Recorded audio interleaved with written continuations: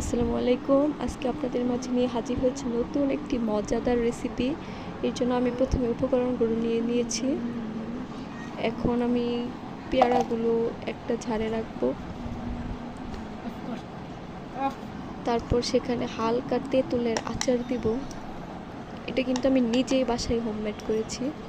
এখন একটু সরিষা মানে কাসুন্দি বাটা, যেটা আমি নিজেই মেক করেছি। এখন দিব হচ্ছে বিট লবণ।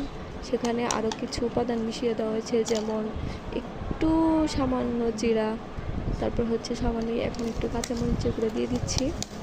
এখন এটাকে সুন্দরভাবে ব্লেন্ড করতে হবে, যাতে সব মশলা সব কিছু যাতে কি হয় একবারে মিশে যায়। এখন আমার মিশানো প্রায় শেষ। এখন আমি বাটিতে সুন্দরভাবে ঢেলে নিব। ঢেলে নিয়ে সবাইকে পরিবেশন করে খাওয়াবো। দেখছেন কত লোভনীয় আর এত মজাদার এই রেসিপিটা, বাসায় সবাই একবার হলে ট্রাই করুন।